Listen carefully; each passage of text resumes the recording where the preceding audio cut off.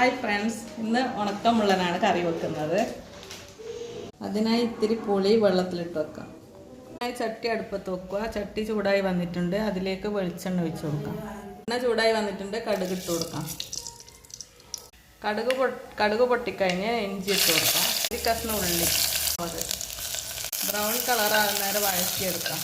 ഉള്ളി പെട്ടെന്ന് വഴറ്റിയെടുക്കാം. നമുക്ക് ഇത്തിരി ഉപ്പ് ചേർത്ത് കൊടുക്കാം. ഉള്ളി റെഡി ആയിട്ടുണ്ട്, അതിലേക്ക് ഒരു തക്കാളി ചേർത്ത് കൊടുക്കാം. തക്കാളി വാടി വന്നിട്ടുണ്ട്. 1 സ്പൂൺ മഞ്ഞൾപ്പൊടി, സ്പൂൺ മുളക് പൊടി, 1 സ്പൂൺ ഇത്തിരി കുരുമുളക്. മസാലേൻ്റെ പച്ചമണം മാറുന്ന നേരം വഴറ്റാം. ഇതിലേക്ക് പുളിവെള്ളം ഒഴിച്ചു. തേങ്ങ അരച്ചെടുക്കാം. അരമുറി തേങ്ങയും 1 സ്പൂൺ ജീരകം. അരവ് തിളച്ച് വന്നിട്ടുണ്ട്, അതിലേക്ക് മുള്ളനിട്ട് കൊടുക്കാം. ഉണക്കമീനിട്ട് ഒരു തിളച്ചിട്ടാകുമ്പോൾ അരപ്പ് ചേർത്ത് കൊടുക്കാം. ഉണക്കമീൻ ആയതുകൊണ്ട് ഉപ്പ് നോക്കിയിട്ട് ചേർത്ത് വന്നിട്ടുണ്ട്. കറിവേപ്പില ഇട്ടിട്ടാകുമ്പോൾ തിളച്ച് വന്നിട്ടുണ്ട്. കറി റെഡിയായി. ഇന്നത്തെ സ്പെഷ്യൽ ഉണക്കമീൻ കറി.